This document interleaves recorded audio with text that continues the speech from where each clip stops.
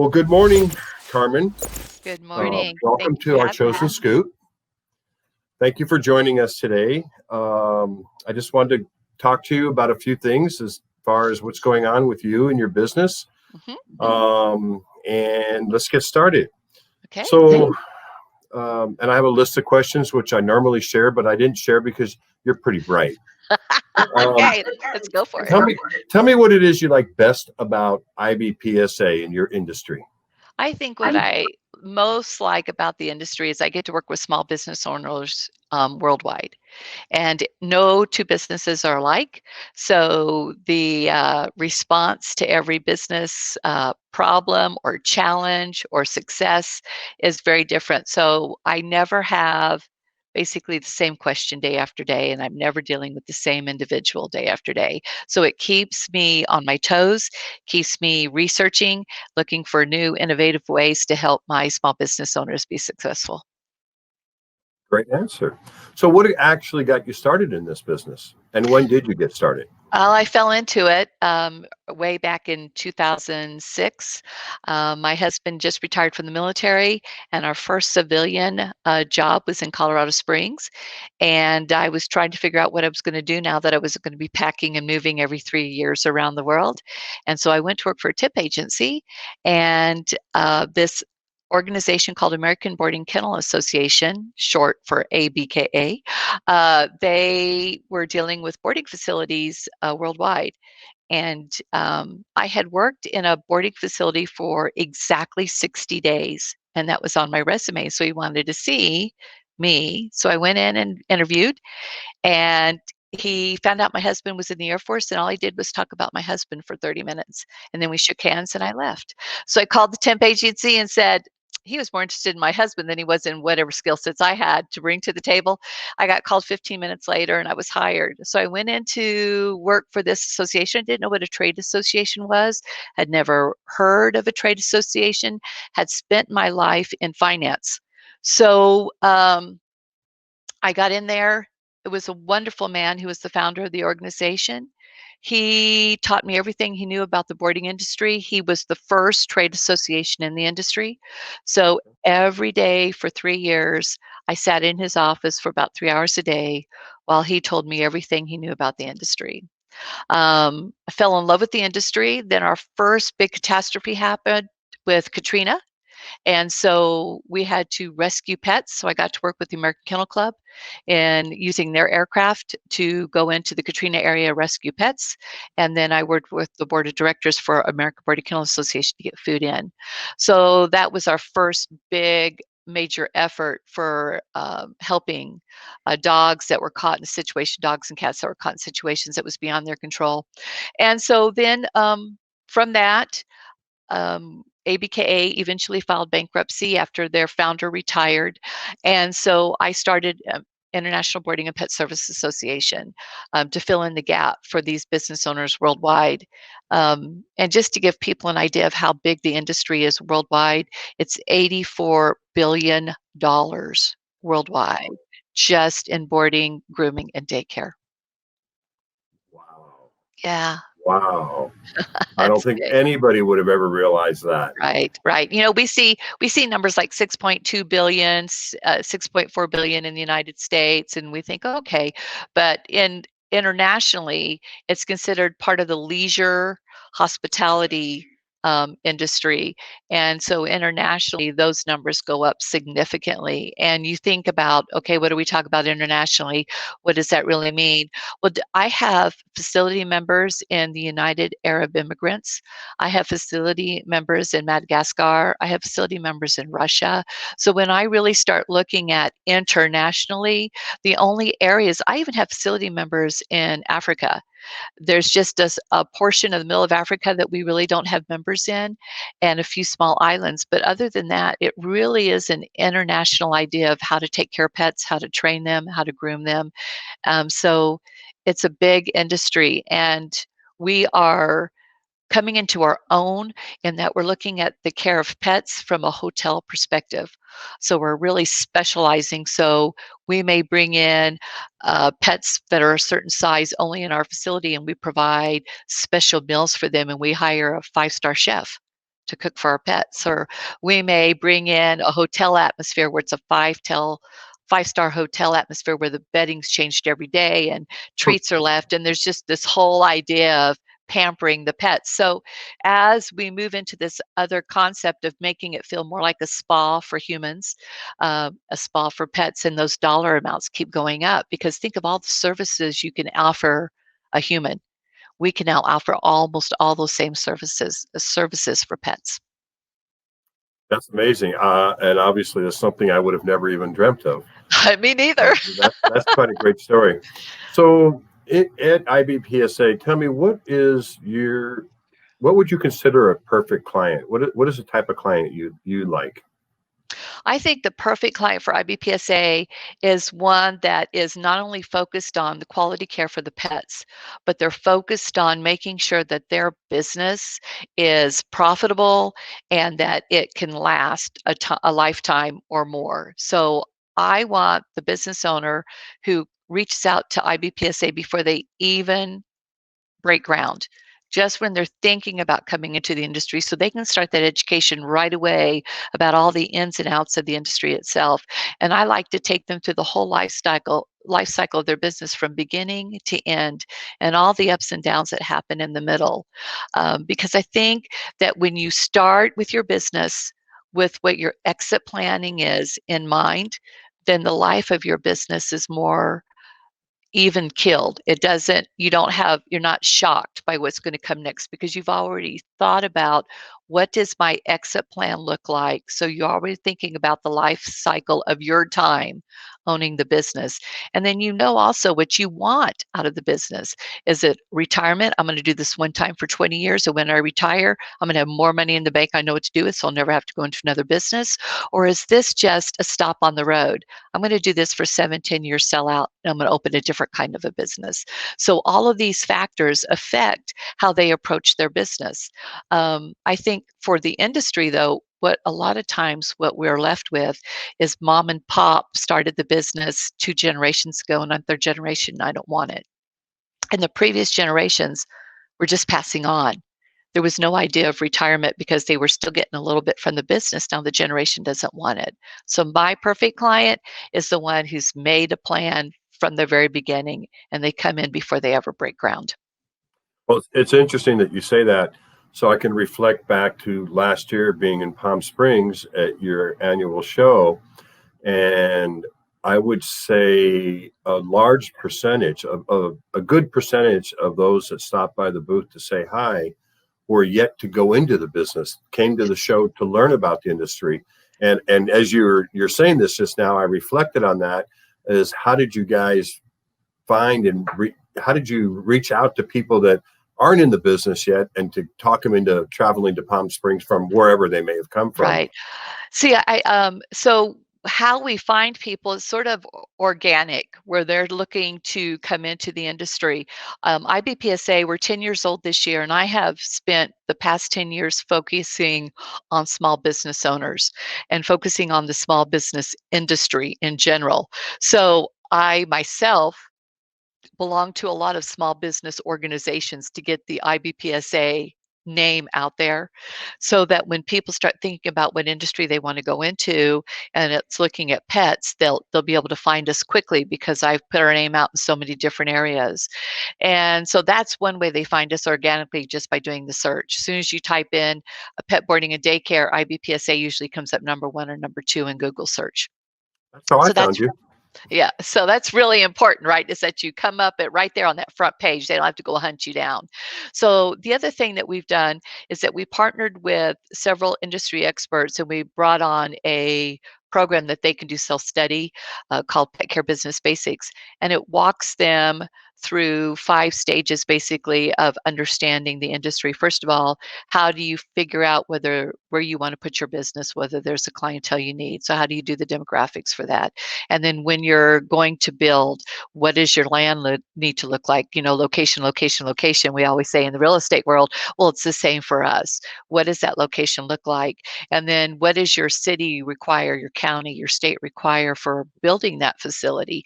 So we walk them through, and then we talk to them about, okay, what kind of services do you want? So that program ask those questions that they need to be thinking about. So then really though, to really get quality feedback, we encourage them to come to conference, because that's where you're going to meet people who've been in the industry for 40 years, people who've been in the industry for 5 years, people who opened their doors last year. In fact, I have a facility owner who serves on my board who just opened her facility in March of 2020. Let's think about that. Yeah. So here, here we are during COVID and we're opening a facility. Well, where else are you going to be able to talk to her about that? Next year's conference. That's where you're going to find out, how she survived opening a brand new facility during COVID. And so I think that's the best, you get the best feedback. You also, as you know, Rick, we put quality exhibitors on our trade show floor. We don't have a lot of doubles. It's these people have been with us for a long time, and we trust our exhibitors that are on our floor. And so they know that they're going to get an exhibitor that's going to talk to them straight up about the product they are offering and the ins and outs. And if it's not the best fit, they're not going to try to sell them something, because we build our relationship with our exhibitors. And we And encourage you our guys do a great memberships to job do at so. that. Thank you. It's my focus is to make sure that it's all about relationship. And so I encourage people when they come to conference that they build relationships with exhibitors, that they build relationships with other people, because those are going to pay off when they're trying to come into the industry. Absolutely. So that brings me to my next question. Share with us, what are some of the challenges that IBpSA is having pre-COVID and then during COVID? So I think the challenge we've had pre-COVID has been retention of members, which I think when you talk to most associations, they'll say retention of membership is challenging. And that is because in the association world, we're dealing with about 5 or 6 generations now. So my parents in their 70s and 80s, people who are in their 60s, people in their 50s, all the way down to Generation Z, which is the largest generation. They're 14 to 24-year-olds.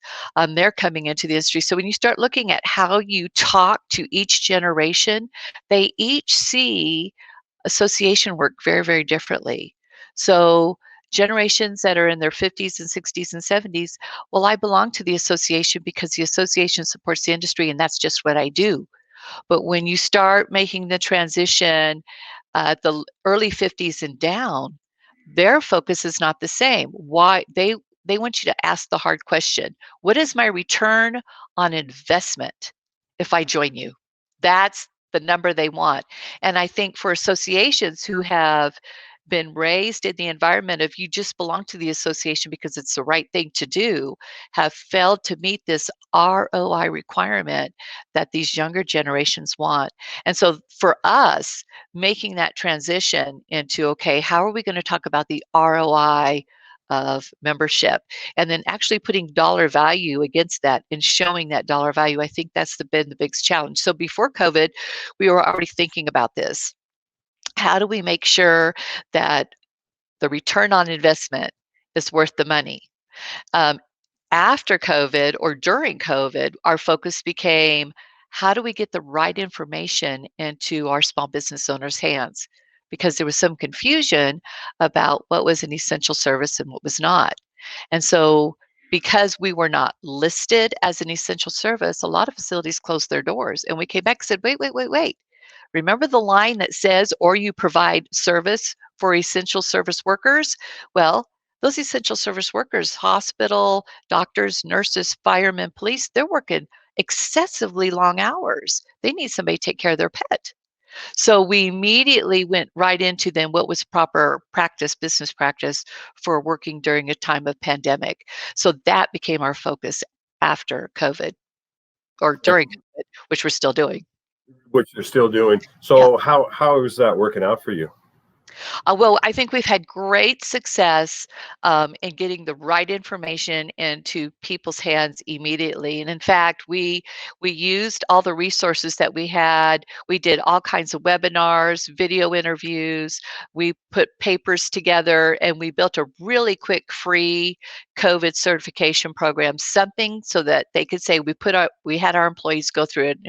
Wasn't a very long process, maybe 3 or 4 hours, where they watched videos, they listened to conversations conversations from veterinarians that we interviewed, understanding exactly how the disease progressed between pets, or did we have any crossover pets and humans, and what might that look like, and all the procedures that we use in the veterinarian world that we could now use in the boarding world to help protect our staff. And so once we did that, um, that was fantastic, is how to deal with the pandemic part. Then we had to call in specialty uh, services for how do we deal with using the PPP loan. How did we apply? What did we need to understand about that? So then we started bringing in specialty on that and doing webinars. So it was a scramble there at the beginning, but slowly we got all the essential pieces that we needed together to present. And then I think the last thing that we did, which was probably good for the members, but it was stressful for my staff, is that we put out a survey where we asked some leading questions to get some feedback how the members were doing. Did you close your doors? What does your loss of revenue look like? And those were really hard to read. Members really responded. They sort of poured out their heart in the survey because we allowed them to type as many words as they wanted to type at the end. And so we were hearing some really sad stories, and about 2% of our membership permanently closed their doors this year. And there would have been nothing anybody could have done to help them. It was just that in the small business world, um, most businesses didn't have 30 days worth of backup income to fall on. And so if they didn't get that PPP loan in time, they were done. So Yeah. it's a Well, challenge. and that's not just your industry, like you said, in the Right. small businesses itself. So you started IBPSA 10 years ago, and obviously you've done a great job. And Thank you. we're very happy to be a member, and you guys have done great for us. What is it that you personally are most proud of? I think the thing that I am most proud of for IBPSA is that we were able to pull back together an industry that really fell apart after the previous association filed bankruptcy, and we were able to reestablish standards and build new ways of talking to small business owners and build education that they could use in their facilities. Before, we were always focused on the care of pets, and we were not focused on the care of the business owner. And I think that's the one thing that IBPSA has done really, really well on. We were able to go ahead and pick up the education piece as far as care of pets, but we really establish what it means to care about a business owner and help them through the life cycle of their business. That's great, and you should be proud. You definitely should be proud. Yeah. So circling back for a second, and you somewhat touched on it, but how would you say that this whole COVID pandemic has affected your industry and the association? Well, I think we're all in the same boat together. I think our expected revenue is down by 60% across the board. Um, we are looking at this point, everybody's happy if they're at 40% of expected revenue at Christmas time. All right. And so to understand how big of a change that is for the small businesses is that normally at Christmas time, they're already booked out by the 1st of November. There's no more space. And so people are looking for places to put their pets this year. If we can get to the 40% of our facility booked, we'll be thanking the gods that be. For the association, our life is based on our members' life. So if our members are low on finances, that means that they'll come to the association, say, I can't afford to pick up my member dues. So the association has to decide what we're going to do in response to that. Well, IBPSA has chosen, if they can't pay, we're just going to keep them on the books. We're just going to carry them through till they can. So that, of course, is cut into our revenue. And so we are at 40% of expected revenue for the year also. I think the difference for the small business owners is they could apply for the PPP loan, and there was things they could do. The association, as a 501c6, we were not allowed to apply for the PPP loan. So we did things differently. We cut extra things that wouldn't normally cut. We had to cut. I had a choice. I could cut staff or I could cut services that were helping us. So we chose to keep staff and figure out a way not to use certain services and do it in-house on our own for a short time. Um, but that's no different than what our small business owners are doing also. What pieces do they need to keep running, keep their doors open, and what pieces were extras that were helping them, but maybe we could bring that back in-house for a while. So I think we've all been sort of affected the same way. And I think it echoes in many industries, not just yours. I Correct. will say this, being in the business we're in and supporting or working with many of your association members, we have seen a pretty good uptick in the past 60 days That's with good. in the boarding end. I can't put a percentage on it. If I did, I wouldn't be it wouldn't be an honest number. But I can just tell Right. you that yeah, obviously March, April, May it was pretty down, and it seems like we're seeing light at the end of the tunnel. I guess that's Right. probably the best way to put Right. it. We took a little survey in the September timeframe, and most of our facilities that were still with their doors open had kept their doors open during the whole time. They said, well, we are at pre-COVID numbers. So what they were in February, they were at now. Well, February is after the holidays, so it's not the best number, but at least they were seeing themselves back to pre-COVID numbers. Those that had closed their doors during those 3 months, they're a little bit lower on the scale. But the things that helped them was the first thing that went skyrocketed was grooming, because people had not been able to take their pets for grooming anywhere. So you can imagine pets, long-haired dogs, that are used to having a cut and a wash, and now they're ratty and they haven't been brushed out. So as soon as those grooming part of the facilities could open back up, man, people were booking their pets as fast as they could. And then the next thing that opened up after that was daycare. So if a facility was offering daycare, that was the next thing. And now finally, the last thing is boarding. But really, our money's being made on other services that we came up with during COVID, services that could be delivered to the door, like enrichment toys that we dropped off at the front door, and you had it for a week, and then we went and picked it up and we dropped you off another one, or grooming, or doggy daycare, or dog walking. Those are the things that have really picked up first, and finally, daycare and boarding. So Well, and I'm sure you would agree. There is light at the end of the tunnel, and there is. hopefully by this time next year we'll forget about this year. That's right. Yeah, I hope that this time next year. Well, first of all, our contract for Orlando, Florida is in place. So we're hoping that in that September timeframe, that we're going to be able to go ahead and have a live conference in Orlando. And it would be the first live conference for our industry since last year, if we can pull this off. So it's all about, you know, getting COVID to a position where it's no longer a scary thing, where it's controlled, and right, whether that be through immunization or whatever that looks like. But that's our goal, is by this time next year, Rick, you and I will have met face to face on the trade show floor, been able to shake hands, hug necks, and visit with our industry, and come back afterwards and say, wow, that was awesome. It was good work. Absolutely. And believe me, we feel your pain. Our company, we do between 24 and 26 trade shows a year. We did four of them between January and the 1st of March. And like the rest of the world, the brakes got put on. Yep. Not only, has it affected our business, I miss it. I know. I miss it. What was it, 30 days ago or so, Yep. we would have all been in Orlando, and it's coming up on my calendar. I'm like, oh my God, I'm supposed to be in Disney World right now. I mean, as we speak right this minute, I'm supposed to be at Opryland for another industry. Right. Yeah, so we miss it, and it's out of our care, custody, and control. But, obviously we're all hoping and praying. And I feel pretty confident.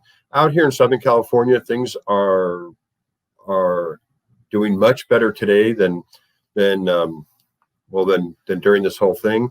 In our little city that we live in, the schools just opened up actually Monday this week. So the kids are back in school, Right. which is great. Restaurants are 25% indoor, and obviously we live in some great weather, so they've all expanded themselves on the outdoor. Right. So it's looking better, and all we can all do is hope and pray, and it's gonna be what it is, and we're gonna get through this. So let me give you my last question. Is how would you rate chosen payments? Well, um, I don't I would tell nobody that I would tell everybody that they would deal with nobody else but chosen payments. I think you guys are caring about the small business owner. You are interested in what you can do well for them. I think that is distinguished by the fact that you say, you know what, show us what you're paying now. We'll let you know if we can match it. And if we can't, guess what? We'll give you some money for your trouble. There's not very many businesses that'll say, we just want to take a look and see if we can help you out. And if we can't, here's some cash for your trouble. And if we can, we're going to show you what we can do. And I think that's very important in a world where the payment system changes so often. And the ins and outs of it become very, very confusing at times. And for the small business owner, they need a person they can trust. And it's very difficult to find somebody that you can trust and do business with. And IBPSA knows this. We've been through 4 companies ourselves and have found out the hard way what we didn't know. And again, part of that is because it's not our industry. It's not, I don't specialize in credit card processing. That's the first thing. The second thing is that sometimes the contracts are written in a way that in the end you lose and you didn't realize because the fine it goes on for 10, 15 pages. It's all 8 font print. And so it's very, very difficult to understand what they're really saying. And so I have found from the beginning, Rick, that you guys are working hand in hand very closely with our members. And I have not had one complaint from any member who's doing business with you. And so I think that says it right there. Because usually if we've got a vendor that they're going to complain about, it's going to be within the first 30 days. And we've now been together for what, a year? And A little bit over a year.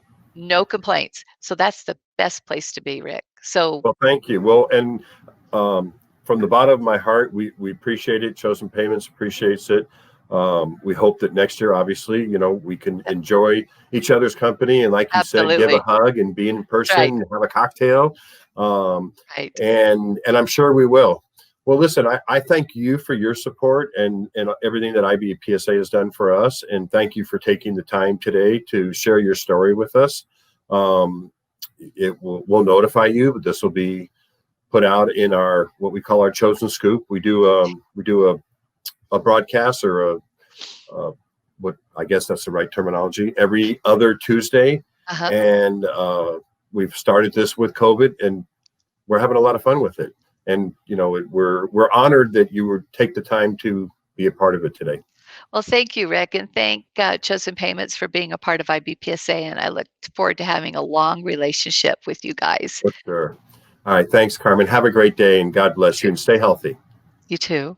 Thanks. Bye-bye. Okay, bye bye.